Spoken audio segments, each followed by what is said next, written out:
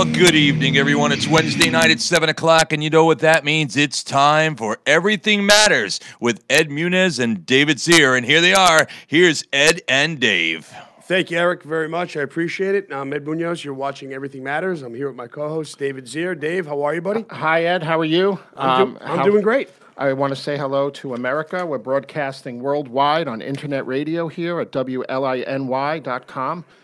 JVK Studios just outside of Manhattan. That's right.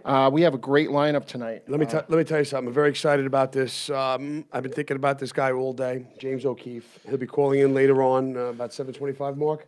Yep. In our B segment. Yep. I have to tell you, folks, this guy has done some tremendous work. He's caused a lot of controversy, but you know what? He has gotten to the bottom of a lot of issues. Yeah. The corruption with government institutions and private institutions. We have James O'Keefe. Yeah. He is the founder and president of Project Veritas. If you remember, he's the one who dressed up like a pimp and brought in a fake hooker into Edcorn. He's also the guy that and got them to endorse child slavery Yes. and a child prostitution ring, and Edcorn was terminated. He also Obama's group. Dave. He also got Planned Parenthood to admit that they sell aborted babies. They have been undercover. This guy's like the ultimate undercover, like a police officer. Well, this guy has done some great work. So it's really fascinating. The Muslim Brotherhood one is even better. We're going to get into that with him tonight. How he posed as a moderate Muslim group, went to NPR, which is taxpayer-funded radio. He got main executives. He got chief executives at NPR fired. Right, because he went in there and offered a $5 million check as a donation to NPR, but said that he was affiliated with the Muslim Brotherhood, and they didn't care. And then they said some bad things about NPR. So we'll get to the bottom. This guy is a fascinating man. It goes even beyond that. He is the #1 author in political psychology on Amazon right now with his book American Pravda, and he has superseded the New York Times and all these groups that are basically like deep state media sources. He's on his own. He's independent. His reporters go out. We had Laura Luma on our show. They go out. They risk their lives and their careers. They do undercover video. They don't edit the videos. And the Democrats and everybody else on the left, and listen, he leans to the right, but all his reporting is independent. He lets the public judge for themselves. He doesn't edit the videos. They say he does, though. Yeah, well, no, he doesn't. He doesn't. And he has all his videos available in full length for anybody who wants to see it. And the only one who's ever seen that in like conservative, in political circles and in columnists is Mona Sharon. And the Democrats never look at it.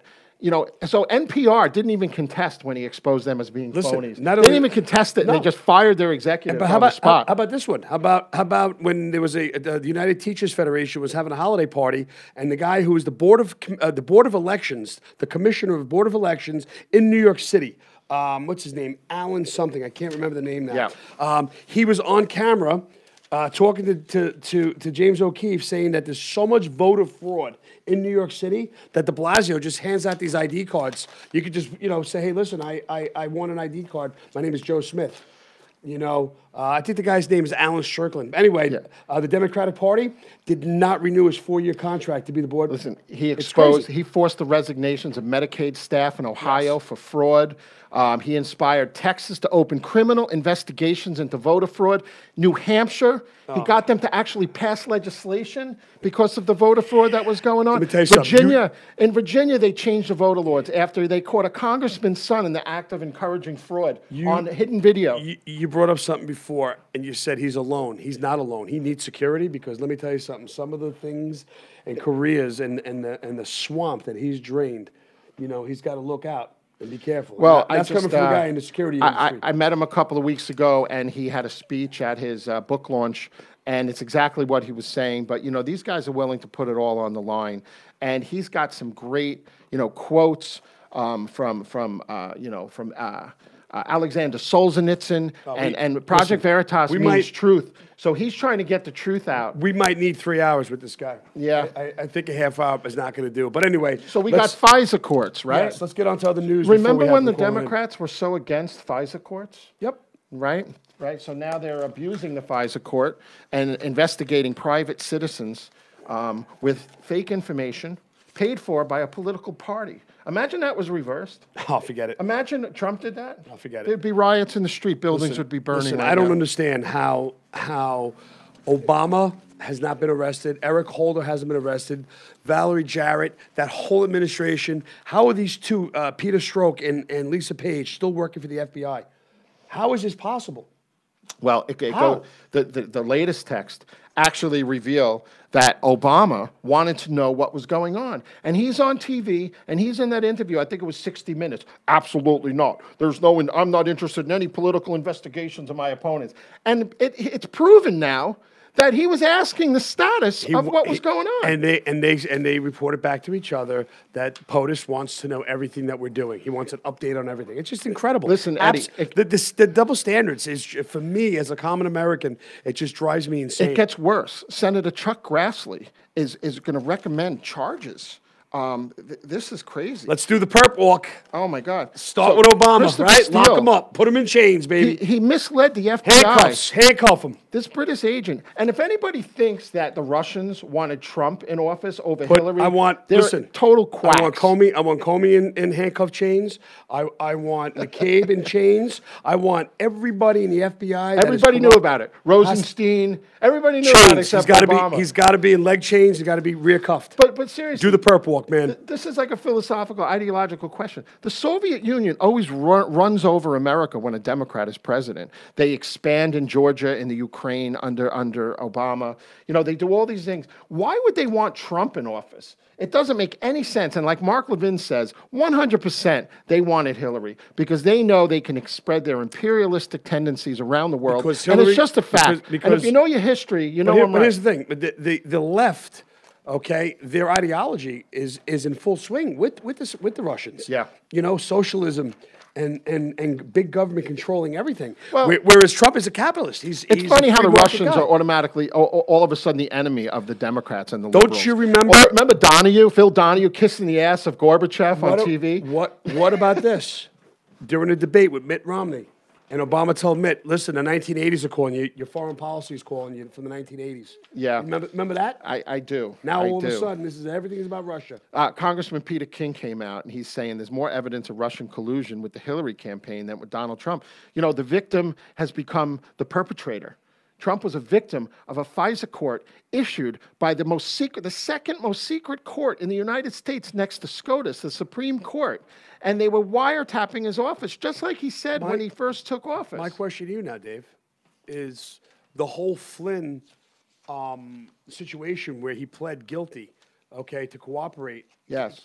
Could that be thrown out? Well, you know, the whole basis for the investigation may or may not, the integrity of it may or not be jeopardized. That has to be determined. And he was arrested for lying to the FBI?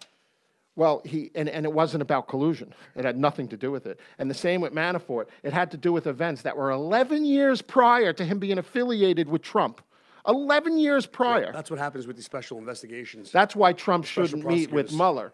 Right. You know? I agree. But when Clinton lied 37 times to the grand jury about his crimes in the Oval Office and the cover-up of suborning perjury and abuse of power and obstruction of justice, he lied 37 times while 116 people were in federal prison around the country for lying about sex in a federal criminal trial. But if Trump did it once, they'll nail him to the cross. I just want to know if anybody's out there listening, and we have a lot of listeners. Folks, I'm being sincere. How, and I want to know this, you can give us feedback any way you want. Through our chat room, through the website.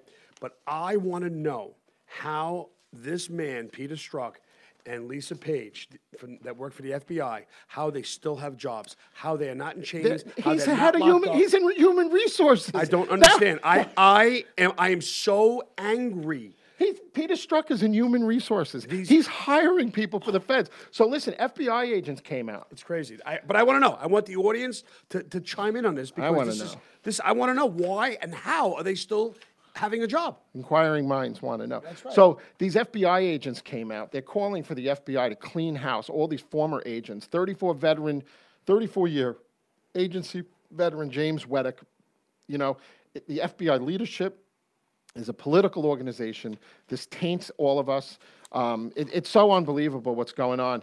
And the rank and file of the FBI, you know, they're wonderful people. The Joint Terrorism Task Force has saved tens of thousands, if not hundreds of thousands of lives, and maybe even prevented wars from being started. So they're wonderful. You know, Yeah. we're not against them. But if you have 8 or 9 people at the top in the FBI actively colluding to take down a president-elect of the United States on fake evidence. Listen, McCabe asked investigate. Now, we don't know if they did it, but he asked FBI investigators to change their 302 forms, which are the 302 form is a form that the FBI agents fill out after interviewing a witness. Yes. Okay, and they write down whatever the witness says.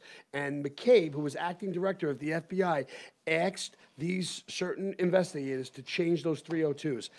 How is he not in jail? Listen, and I think there's going to be charges based on 18 USC. And I brought this up to News 12 last year, and Stone Grissom from News 12 basically told me it doesn't exist. New York and City, it's not a law. New and York it City is a police law. officers And lose, there might be indictments under it. New York City police officers lose vacation days if their shoes aren't shined.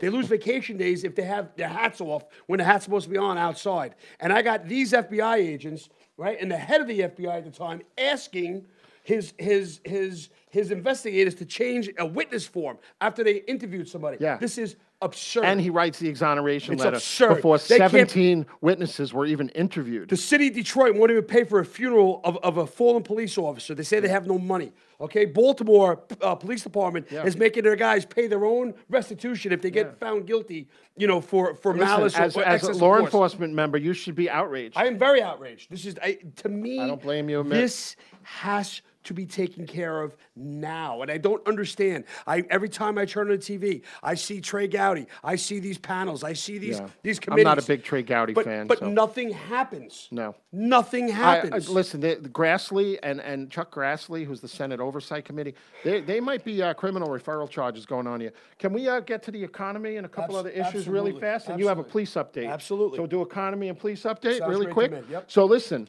colleges, charitable giving to colleges was up to $43.6 billion last year. It's up 6.3% from the year before. That's incredible number. Because of the stock market number. Can you believe it? I think Eric Koppelman gave $5 million himself. Yeah, Eric. Hey, Eric Koppelman, our producer, say hello. Yeah, how many millions did you give this year? You know what I used? I figured we had a choice either I a can't makeup. hear you. We had a choice either a makeup artist or a donation. You know so this is radio, right? You know. We're not on TV, right? Oh, you actually are. You actually are. We are on Facebook Live. We are on Periscope. Yeah. We are on YouTube Live. And soon, hopefully soon, we'll have you on cable. Being serious, we'll have you because we have a contact over there. We might be able to get you on out of Hop Hog there, do a show over there. We will take over the universe if that happens. Yeah. So listen, General Motors doles out profit sharing checks to its employees for up to $11,750. To me, that's crumbs. 50,000 employees are going to get profit sharing checks up to $11,000 in Detroit. That's one more good news, right? So,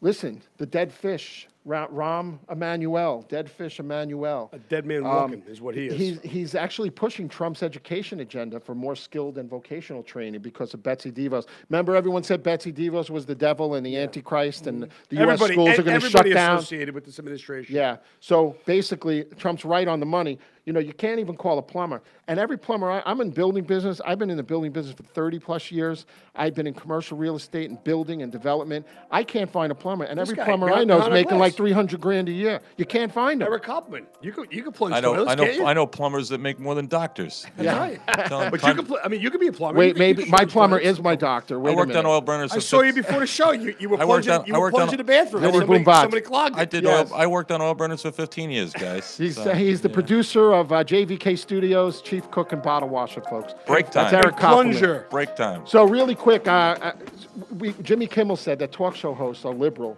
because it requires a higher level of intelligence for all our listeners out there. And, a high school canceled the musical after the white students landed the lead roles in The Hunchback of Notre Dame. They canceled the play. Remind me about Justin Trudeau. We've run amok, folks. We're going to take a break. Remind me of Justin Trudeau after the break. We'll be right back. You're watching and listening to Everything Matters. Yeah, we're people kind.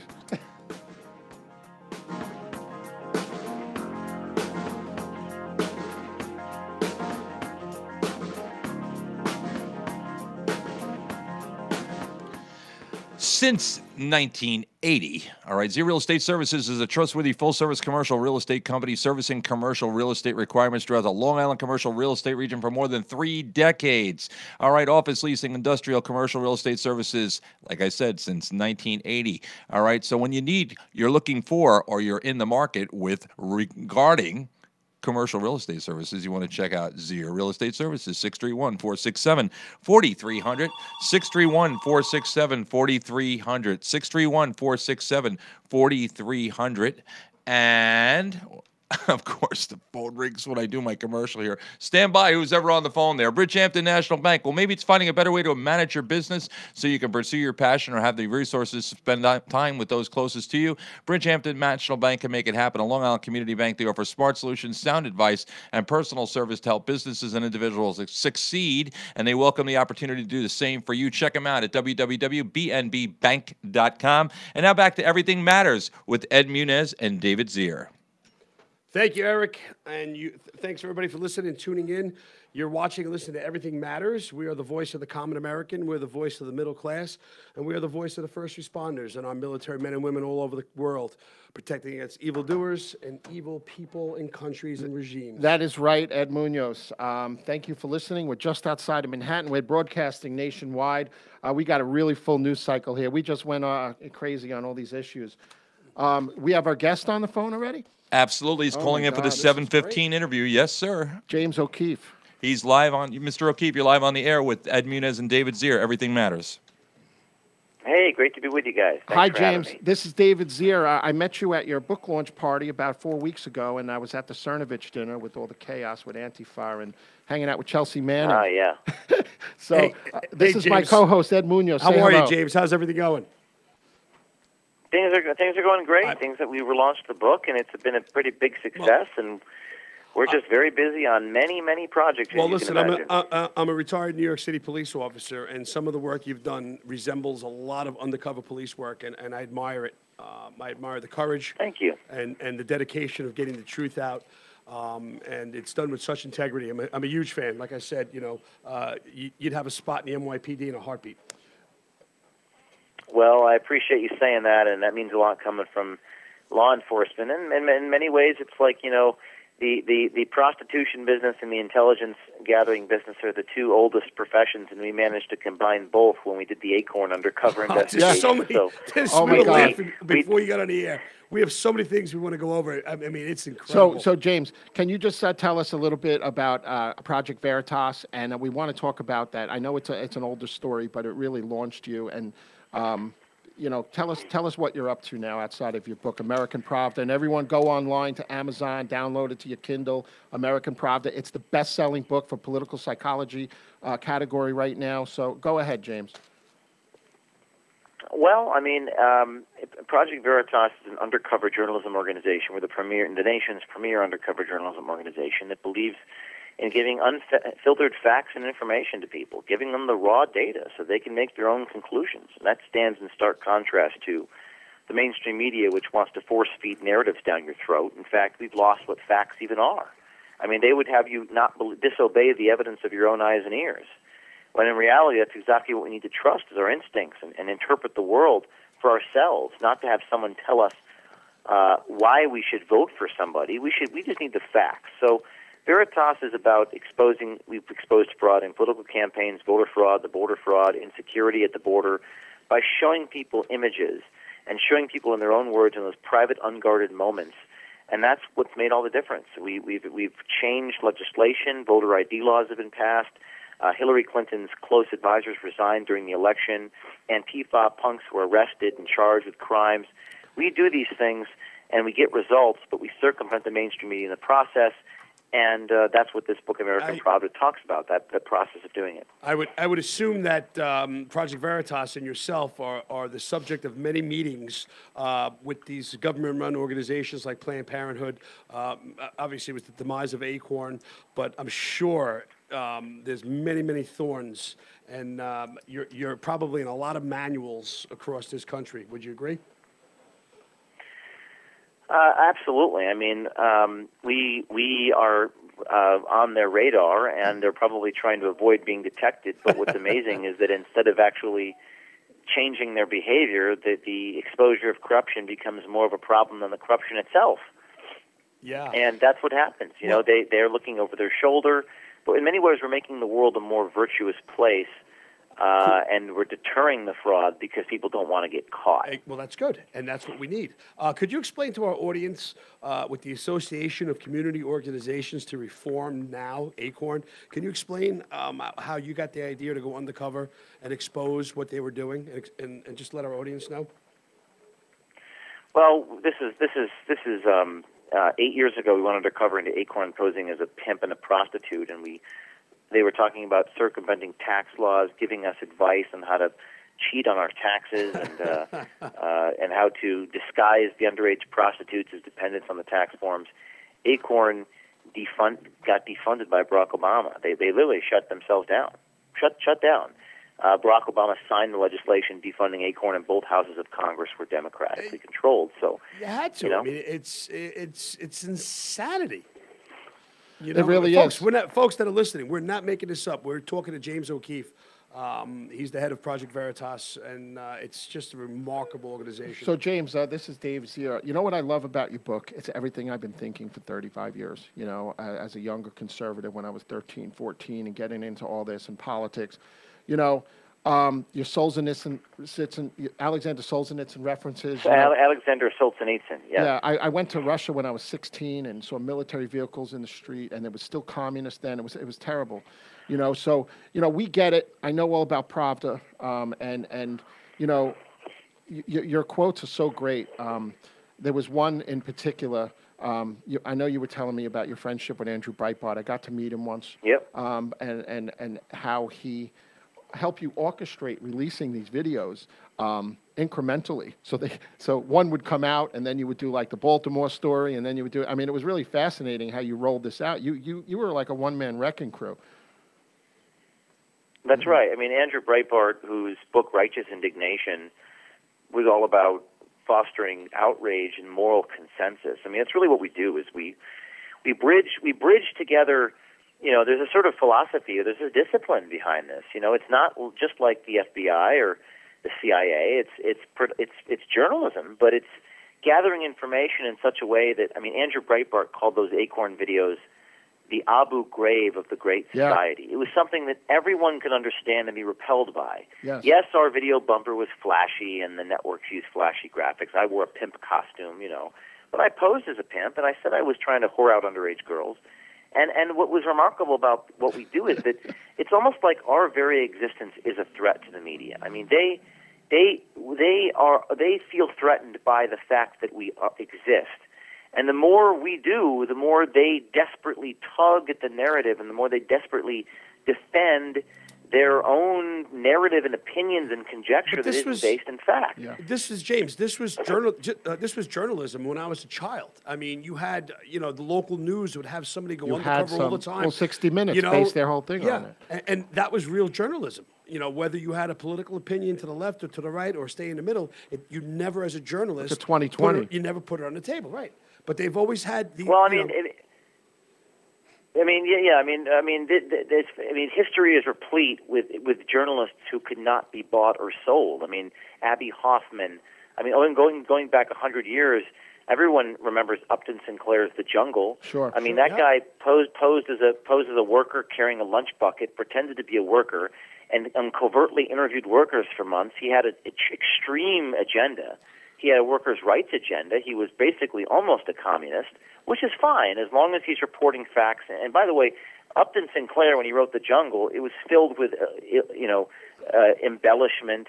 It was filled with dramatic quotes like the Michael Wolff book, and he got criticized for it, rightfully so. But don't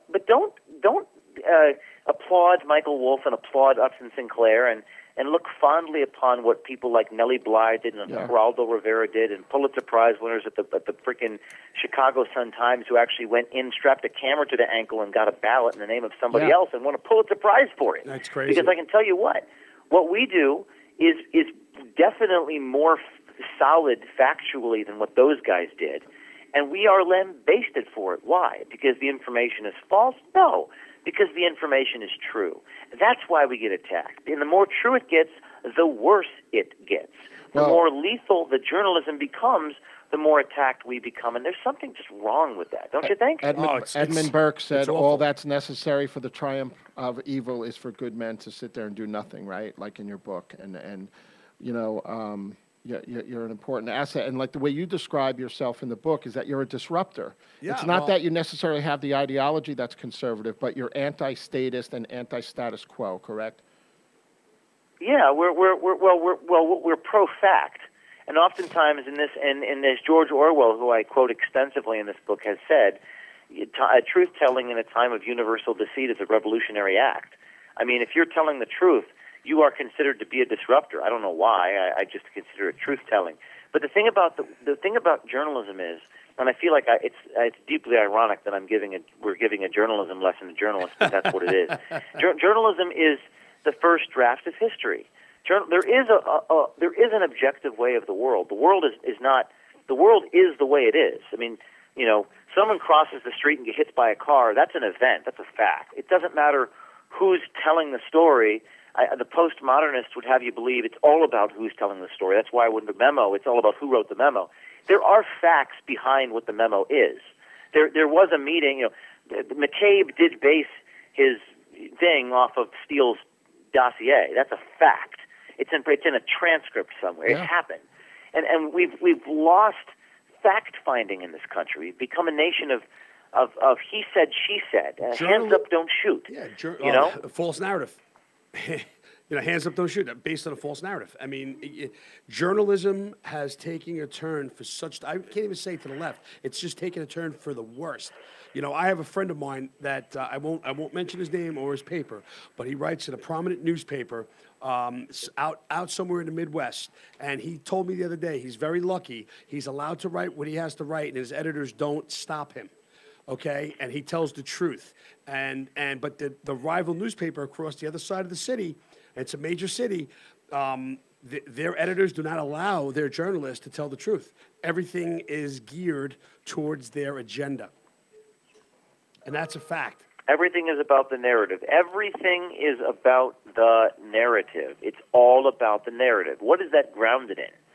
It's grounded in some of the philosophy behind the Soviet Union. Yeah. And it's this whole idea that the whole, and I'm going to quote F.I. Hayek, who in this chapter about propaganda, Hayek writes, the whole apparatus, the press industry is used to spread the views which will strengthen the belief in the status quo and the decisions taken by authority. And all information that falls outside of that, all information that's not part of that, every activity must derive its justification from a conscious social purpose. So that purpose, journalists who yoke themselves to that purpose become propagandists. They avoid reporting facts that subvert the agenda. And that's not journalism. That is not journalism. Journalism is printing what somebody else doesn't want printed. You know what, James? This is David Zere. One thing that was fascinating in the book, when you talk about CNN's Alison Camerata, and she remarked about the Project Veritas sting, and Eric Garner was caught on tape not knowing, Erica Garner was caught on tape not knowing she was being videotaped, you know, and then Chris Cuomo says, well, sometimes that's when you're the most honest, and he actually said something that was really good for a change, you know, and not, you know, probably walked into a trap. But well, sometimes a broken clock is right twice a day, but I think that in their heart of hearts, though, in fairness to Cuomo, because I do think Cuomo has said some positive things over the years. Yes. I mean, he's brother of the governor of New York, and that's an interesting conflict of interest because he would never investigate Albany. But well, I would say this, that a lot of these journalists, I think they get it. I think they privately send me messages. They privately know that we're doing good work. I've talked to these people. I mean, I've talked to many of them. But here's the problem. They can't say it publicly. No. And just like in the Soviet Union with this Pravda newspaper, you've been to Russia, and the Pravda, everyone knew the Pravda was a lie. Everyone knew that it was the communist, that Stalin was a... But in North Korea, they're all forced to smile, right? They're all forced to cry that's their when MO. their dictator dies. We were forced to project this public image.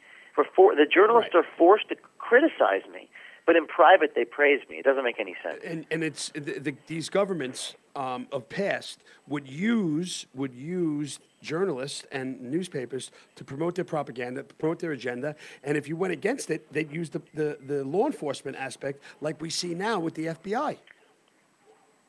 It's, Yeah, it's and you know what's amazing very about the eerie. FBI? I think this is incredible. In the FBI, there wasn't a single journalist worth their salt. There wasn't a single journalist who came out, who had the stones to come out and talk about what was happening in the FBI. Yeah. That's amazing to me. There isn't a single person to come out and say, I disagree with Comey, I support the... You know why? Because they all have mortgages, and they all have families, and they all have this, and they all have that, and I appreciate that. I don't have kids yet. You brought up in your book about I David appreciate Gergen, or actually I was listening to an author yesterday. It wasn't you. I was listening to a writer for The Nation who wrote a book basically, kind of picking apart Woodward and Bernstein. And this guy was a liberal, and he was basically saying that David Gergen said, there weren't enough leaks coming out of the Clinton White House, that they purposely leaked stuff to curry favor with the press.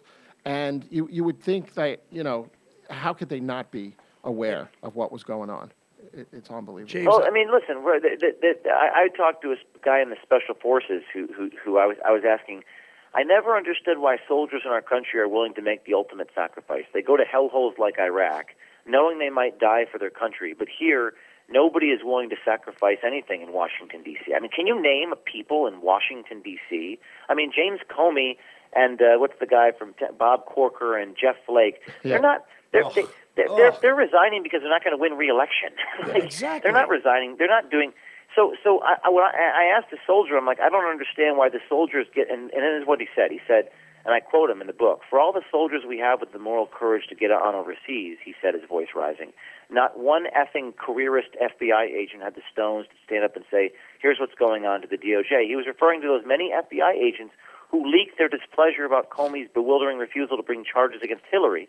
But yet, for all the backstage anonymous leaking, not a single agent chose to risk his career by bucking the DOJ and going public. Why is that? He said cowardice. And he said it takes two kinds of courage to fight a war. You need individual soldiers willing to attack the position, and then you need moral courage, and that we don't have. James, I've been preaching this for a very long time, and this is where I feel, and maybe some people disagree with me, but being former law enforcement, I believe that the heads of law enforcement should not be politically appointed. It should be an elected position. Let the people vote for the person. A police commissioner has too much power through the mayor. The mayor has that power, has law enforcement, could turn them on his political enemies. The same thing with the FBI. I just don't believe it should be appointed by one single person in control of a party. It's too dangerous, and we see what's happening now. Your thoughts on that? That's an interesting a point. I don't know what the policy solutions are. I almost feel like, and I actually say this in the book. I almost feel like the public policy solutions manifest when people have the facts. Like, in other words, let's say these agents came for, like Ed Snowden is a good example. I don't care whether you like him or hate him. Right. Maybe you think he's a hero. Maybe you think he's a traitor. I actually think maybe he's a little bit of both, and that's not a bad thing. One can be a hero, and one can be a criminal. One can be a traitor to one's country, but one can also serve a cause of transparency. The world can sometimes... Cut off our guest. Eric, we lost our guest. We lost our guest. Yeah, so that's what happens sometimes when we're dealing with internet. And listen, it's the wave of the future, but it's something. All right, hopefully he'll call back in a second. I don't know why we lost him. Listen, this guy's fascinating, and I have to tell you, I want to talk to him about the United Federation of Teachers and their holiday party. I think that's one of the most incredible stories that he went undercover with, exposing voter fraud in New York City with the Board of Election Commissioner of New York City. Yeah. To me, I got to get his take on that. And when I watch that video, I laugh. The voter fraud is just so incredible. I think he was on his cell phone. So, Yeah, I hope depends he who he calls has. back. Hopefully he doesn't have T-Mobile. So there's so many things. He was talking about the George Zimmerman with the Trayvon Martin case and how people, when they know they're on video, sometimes they, when they're not on video, they're a little more honest. Yeah. But the police tried to trick and bluff George Zimmerman with the possibility of, maybe they told him that he was being secretly filmed. And he, what he said to the cops? He said, "I pray to God that somebody videotaped it." Yeah. Because my story's true. You know? But listen, like he said, the journalism aspect of this has taken such a political turn. And, you know, the journalist is supposed to be the watchdog. You know, that's supposed to be your go-to, you know, when you think a politician or you think, you know, a police officer's corrupt, you know, you have that journalist expose, you know, and we don't have it. And this guy, thank God, is still doing it. Project Veritas is still here. You know, I know he was arrested in 2010. You know, I think he entered the Louisiana senator. What was her name? Mary Landau? Yes. He entered her office supposedly under false pretenses. You know, that's what happens when you mess with a. That's what happens when you mess with a senator. You know. But anyway, this guy has done some great work. I tell you, I'm a huge fan. You know, Yeah, I've seen every single video he has. Again, I want to talk to him about the meeting with NPR. You know, I wish I could be in that room when he's actually videotaping. So let's talk about some of the things he did. Project Veritas had video evidence. He forced the Wisconsin Attorney General to reopen a criminal investigation. Guys, we have Mr. O'Keefe back on the phone. To voter fraud. Hi, James. I'm sorry about that. He only has another couple of minutes, so I'm just letting you know. Hey. Hey, thanks for having. I just got another minute or two, if you don't mind. No problem at all. Listen, we're really honored that you're able to spend some time with us, and you know, we're going to be following you closely. We're hopefully going to be broadcasting from CPAC. So if you're down there, we'd love to say hello. That'd be great. You know, Ed, do you have any another question? Yeah, for, actually, Jim? I wanted. There was one thing I loved. Could you explain to the audience? I mean, I've seen every one of your videos, and actually, at some point, they become very comical to me because people are just such. It's so hypocritical. I want you to speak about the in 2016, the United Federation of Teachers holiday party, where you had Commissioner Alan, what's his name, Shucklin? Alan Shulkin. Shulkin, yes. Explain how voter fraud was running rampant through New York City. Could you just explain that? Because I wish I was a fly in that room. Well, he was at the Union Christmas party, and I guess they call it holiday party in New York City in 2015, and he tells our undercover journalists that they have buses that they pay people to go around the vote. There's no voter ID as a Democrat. He's talking about the need of voter ID laws. And he's talking about how in Chinatown, they have buses that take people up, and there's a lot of voter fraud, and people wear hijabs over their faces, and they can't tell who's who. So we take Alan Shulkin, we release that tape. De Blasio throws Shulkin under the bus, and says that well, he should be fired. Well, he should be fired for telling the truth. I mean, there's a theme. He should be fired for telling the truth. So we go out and dressed up in a hijab, go to get Huma Abedin's ballot in New York City, and get offered her ballot to vote in an election. Wearing a hijab. So we're proving that what he's saying is true. De Blasio wants to fire Shulkin. There's this big bureaucratic thing. Shulkin voluntarily says, okay, I'm not going to go. I mean, why are they retaliating against Shulkin? That's the most amazing thing. No, it's true. It's crazy. So, James, we know you have to go. I just want to tell our audience out there, we have a really fast-growing show here. We're grassroots, we're conservative-leaning, but, you know, we want the facts out. And everybody go online right now, buy American Pravda, download it, buy the hard copy. It's a great book. It's an analysis on basically a corrupt media. And James O'Keefe, you know, we hope you continue, you know, fighting for us. Do you want to plug a website? Everyone just go to American. I don't want to give people 3 different things to do, so just go to AmericanPravdaBook.com and buy the book. That's the best way you can help us. The proceeds go to our organization. That's American phenomenal. Pravda. Listen, off the air, if there's anything I could do to help this organization, you know, please let me know. Reach out. Just keep sharing our videos, man. Keep sharing them. Absolutely. James, thank you so much for being with us. Appreciate and have it. a great night. All right, bye-bye. Bye. Guys, I wish we had more time with him. we'll get him back. Yeah. We'll get him back. Yeah, I mean, we didn't. I didn't even cover like 10% of the great things that he has. You know what? And going on. I encourage everybody to go out and purchase the book. I think that's the only way that people can actually Just get so a if feel you do for it. purchase the book, listen to what else he did, right? He caused CNN major embarrassment by showing its staff ridiculous CNN-owned Russia coverage. They video prompted the Deputy Secretary of the United States to urge everyone to watch the videos. He caused chaos in CNN. He's got chaos You know, everywhere. it's unbelievable. You know, so he got 3 Common Core executives terminated with his undercover. He exposed the discussion of an illegal PAC prompting a Republican campaign treasurer to resign. And the Republican State Senate President Mike Ellis, I forgot what state that was in for a state senate race. So he does cover both sides, you know? Listen, he is the talk of everybody's meetings Yeah. with these federally funded organizations that are doing bad things. So he's the one, he enabled the FBI with video evidence to arrest and convict the 3 Disrupt J20 operatives, which were the people who were going to, in a criminal plot, to put butyric acid in the ventilation system of the National Press Club during the inauguration. He was responsible for that, too. I mean, it just goes on what this guy has done. It's amazing. And you know, we had Laura Luma on here, who's continuing to investigate the Vegas shootings, by the way, because I just saw her 2 weeks ago, and she's really upset. A lot of answers that aren't answered.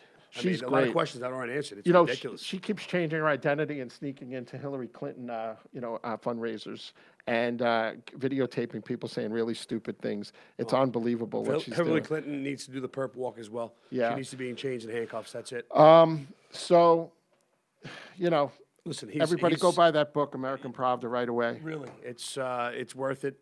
Eric, the Yes. guy has cojones, huh? Yes, he does. I mean, He does, but thank God for Star 69. You know because what I was like- able you to know get what him I'd back. like for him to do? You know what I'd like for him to do? I'd like for him to do something undercover in Puerto Rico. Yeah. You know, I spent a couple of weeks there, and I firsthand, you know, my family's from there, but firsthand I saw the corruption.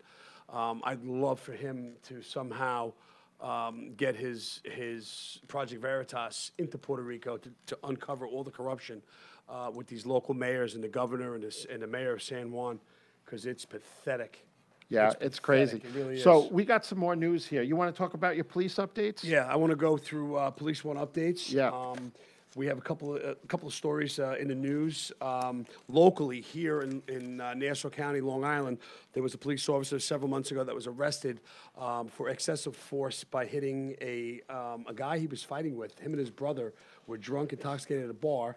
He tried to effect a lawful arrest. This guy wouldn't go down. It was a big melee. He used his taser and hit the guy in the head, cut the guy's head open. Didn't kill him. The DA in Nassau went and arrested this police officer. He was by himself, by the way. Yeah. He was calling for backup, waiting for backup. He was getting attacked. And they wanted to indict him, right? They did indict him, and he went to trial. He was acquitted. So I wanted to say, that's Anthony good. Federico, you are free. Go back and do your job, brother. We got your back always. Great.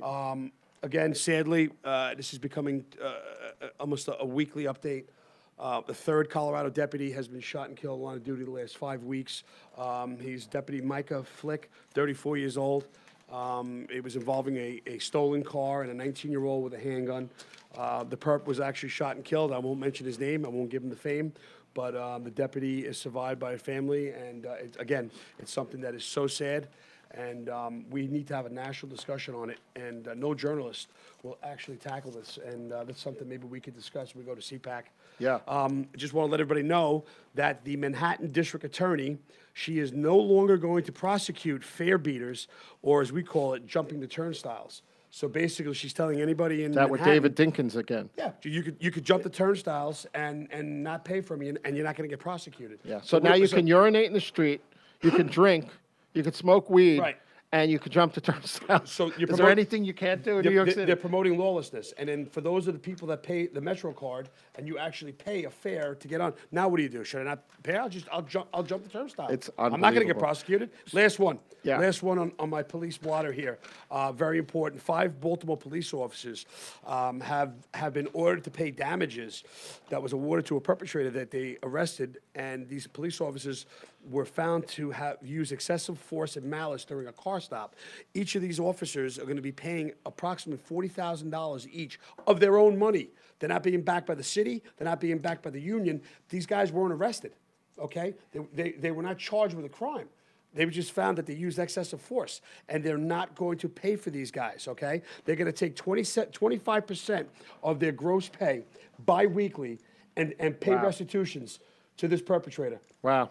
It's Sickening. unbelievable. So That's my police Edwin blotter. Jackson. Well, this continues on it. Edwin Jackson, Indianapolis Colts linebacker, was killed by an illegal immigrant the other night, right? I think it was the night of the Super Bowl, Yeah. right? Yes. So this guy was deported a couple of times, right? I think he was deported twice.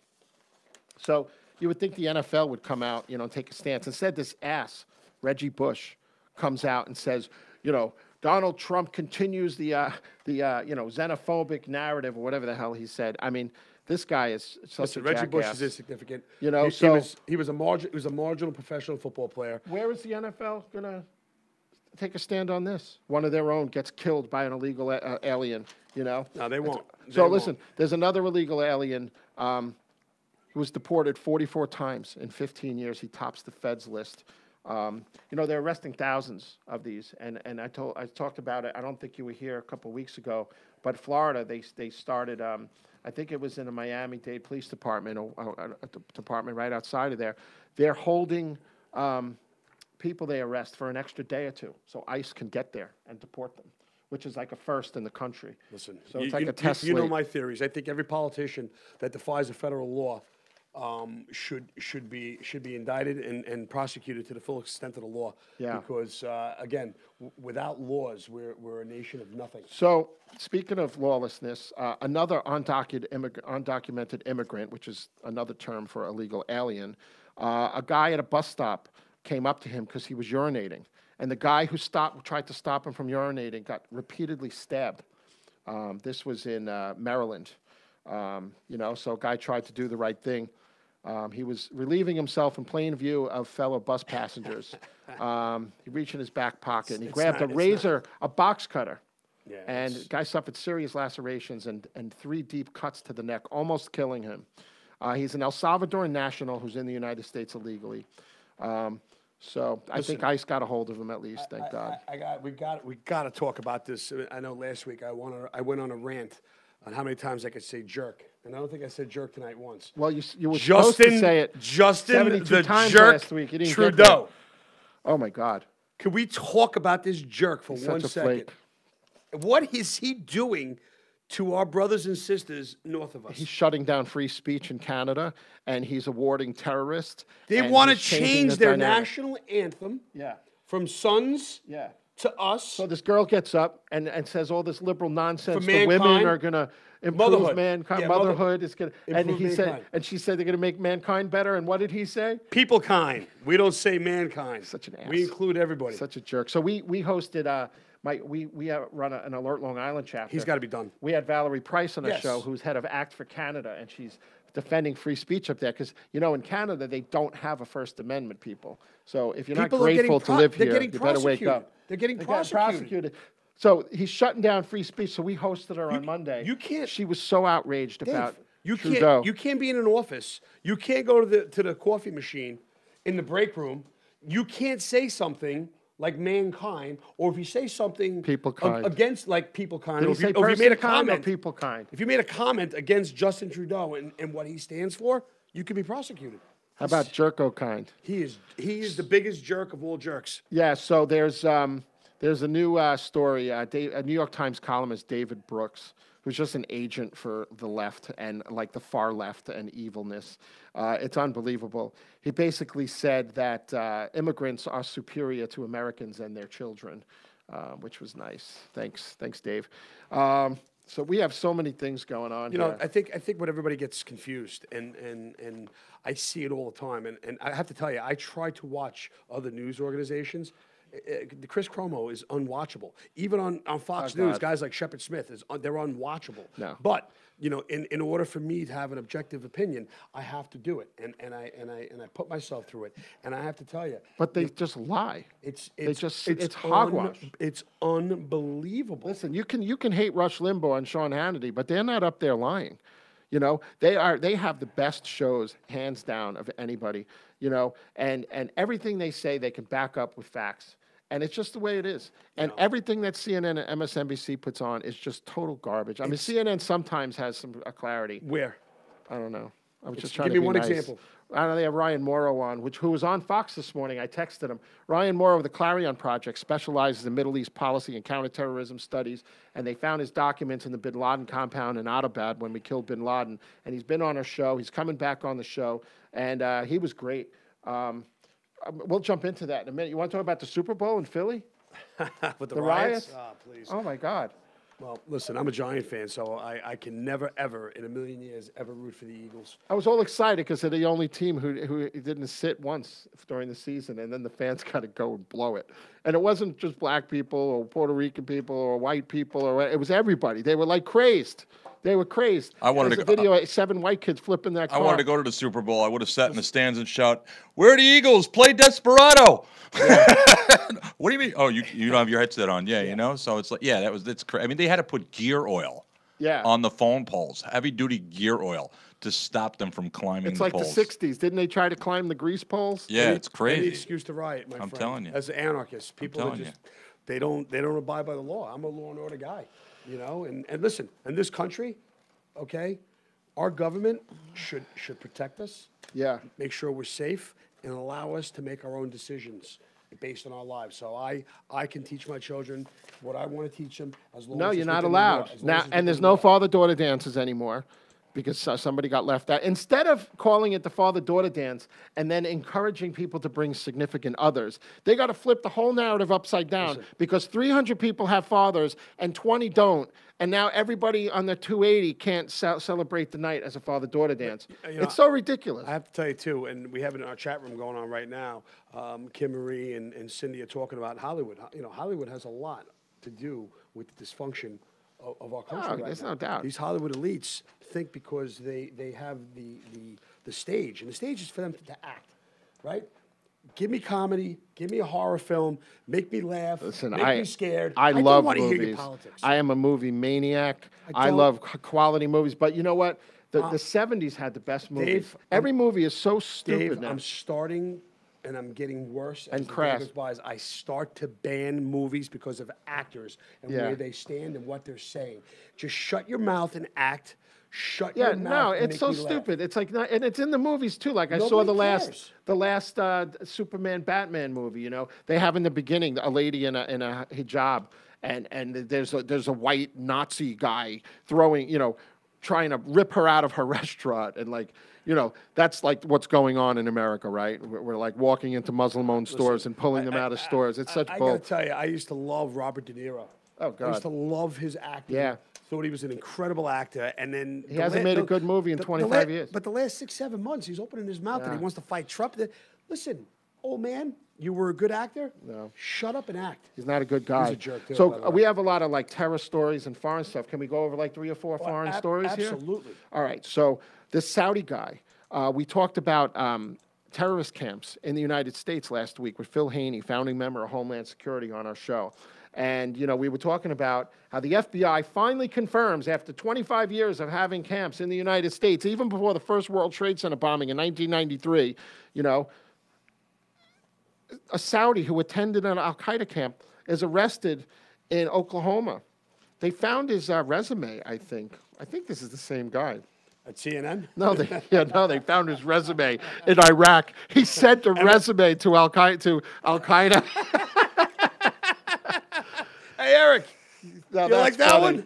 That's funny. That's how I got hired here. Yeah, we were going to hire him. Holy steal, we'll hire him. And, yeah. He sends his resume to Al Qaeda. No, he could go to the Dunkin' Donuts down the road where Let me ask you a question. where the Times Square bombing was planned let me out ask of, you- right let- here let next me to ask our you a question. studios. So like most people, when they're looking for jobs, you just don't stop with one organization, the one company. So did he put you it to blanket ISIS? it? Did he do Boko Haram in Africa? Did he do QARP? I mean, Well, all these ISIS terrorist might organizations? have like a monster.com on the dark web or something. Who knows? It's comical. We're not sure about that. So listen, Turkey is bombing special forces basically for the United States, and special forces backed Kurds who helped defeat ISIS in Syria. So Erdogan in Turkey is out of control. Erdogan is a very scary We man. could be at war at some point over there. You know, the Russians are pulling out of Syria to a degree, but now the Syrian Assad More is, gas. They gas their people. he's gassing his own people again, but he has like one of the last resistance groups under attack right now to shut down his his administration. So we are successful in defeating ISIS in Syria, but we have serious problems over there, and they keep pushing east. We can't get this guy out of Turkey's office. pushing east to the Iraq border, and we could see military action over there. Listen to me. Whatever happened to the good old CIA back in the 70s and 80s Well, it's complicated because Turkey, is a NATO member, which is useless now. What is NATO? And and they fought for 40 years to become part of NATO. We let them in, and then they don't let the 4th Infantry Division. Remember in the Iraq invasion? He's slowly leading his country towards Sharia. One of the reasons we couldn't put a bottle cap on Baghdad and Iraq is we wanted the 4th Infantry Division to head to the north from Turkey. We have Incirlik Air Base, which we had bombing runs and stuff from there to a degree. But we didn't let our troops, the Turkish government before Erdogan did not let the U.S. come in from the north. We could have got to Baghdad a lot quicker. No question and about it. There was a big security problem in Baghdad because one mistake the United States made was they shouldn't have outlawed the Ba'ath Party. They should have stayed in power, and we just should have got rid of Saddam so there was some structure. But Saddam let all the prisons go. We had 41,000 murderers on the street and severe violent people, who melted in with the Fedayeen, bled into the countryside, and killed American troops. Let me tell you something. And a third of them, Turkey was and a the third reason, of them, and a third partly. of them ended up joining ISIS. Yes, they did eventually when Al-Qaeda became ISIS. So Israel, for those of you who don't know, thank God for al-Sisi. Thank God we got rid of Hillary-backed and Huma Abedin-backed Morsi in Egypt. Well, he was part of the Brothers of al-Sisi Motherhood. is cooperating with Israel, and they've been carrying out airstrikes in Egypt for a couple of years now in covert air campaigns, which is fascinating to me. And the Israelis are aligned with the Saudis now against Iran to a degree. They have to be. They have to be. There's some positive things going on with Saudi Arabia, even though they still issue fatwas. Listen, the Israeli people have to be giddy right now because they have a president and administration that is backing them for 8 years. Yeah. They were thrown under the bus. And for that country to have 7 million people, which by the way, they have over 2.5 million Arabs that live and are Israeli citizens. Oh, there's no doubt. So the number of 7 million Israelis. And Palestinians have seats in the Knesset. Yeah. And 750,000 of them, I think, work in Israel, Palestinians. Listen. I have people very close to me who are back and forth to Israel every couple of weeks, and the narrative is false out there. I can tell you right now, I am not for a one-state solution. Yeah. No way. You No know, way. Because they'll be overrun. They'll be overrun. Israel needs Israel, and you can give them. But you know what? They can't get their things The together. Egyptians were offered the Gaza Strip. They don't want it. The Arabs exploit the Palestinians for their political gain. They don't want the Palestinians. So listen, the U.S. prison systems are in trouble, and we got to get this guy that we hosted at Alert Long Island. U.S. prisons are allowing extremism to fester in the U.S. prison system, and the radicals, and it's the same thing in England. I got this big article in The Guardian. Hopefully Patrick Marriott and Lee Taylor listening in England tonight, who are in law enforcement, and confirm everything we're saying about what's going on. The British prisons are not only overwhelmed with Islamic fundamentalist terrorists, there's 12,500 Muslim inmates right now, but they're plotting and conspiring to recruit. Yeah. And that's what's going on. Listen, when I speak to my buddy Lee, some of the things are terrifying. He's a police officer in Nottingham, England. Yeah. And, what's going on with the Muslim population in England is they're out producing the English-born, okay, the actual Englishmen. Sure. The English It's person. called the Hydra. Yeah, they're propagating. They're doing about 8 kids per family. To the actual English is 1.5. Yeah. And, within 30 years, the Englishman will be a minority in his own country. 100%. So getting back to the Super Bowl, this year, the NFL, right? They lost 24% of their core audience this year because of the BS. And they're going to lose more. Yep. And we got the 1-minute warning, buddy. So we got all kinds of stuff. The service sector in the United States hit a 10-year high for job employment in the service businesses. We got like 100 more stories here, but Well, listen, we can't do this in a 3-hour segment. We Come need on. a 5-hour segment. let's go. Listen, who do we have next week? Next week, we have Jessie Jane Duff. She is a retired Marine veteran for 20 years in the Marines. She's a Fox talk show host and Fox News contributor. She is a conservative radio host. She is a pistol, and she does not put up with any BS. That's her guest next week. And after that, we got this guy, Matt Shannon, who's a Trump confidant. We also have George Hunter, who's the from the Detroit Detroit News. Yep, he's a crime reporter. He's got a lot of shocking things to tell us about what's going on in Detroit. Yeah. Especially the fact that they're not paying for police officers' funerals that are killed in the line of duty. Which It's is unreal. Shameful. But, hey, Eric. Sir, Another great show. thank you. And you guys did another great show. Fabulous. Yeah, we're on fire here, you know and what we it got is? an exciting What? year coming up. There's so much news in these news cycles. Yep. And we have 1 hour. I know. So it feels like I walk in and there's a little twist in my back. Yeah, and but I you know what talk we're for an doing, hour Ed? straight. You know what we're doing, Ed? We're condensing it down so our listeners can even replay these shows. If they want facts at the dinner table and they Yep. want to be able to talk about stuff, can do it. We're boiling Listen, it down. I got to thank all our listeners. Ed, and you our wanna fans. take us out tonight? Absolutely. We have so many fans. We're growing every week. We really appreciate the dedicated listeners and watchers. Listen, we are Everything Matters, and that's exactly what it is. Everything matters. We are the voice of the common American. We are the voice of the middle class. We're the voice of the first responders and our military across this world, protecting us from evil. God bless you. God bless everybody, and good night. Good night, America.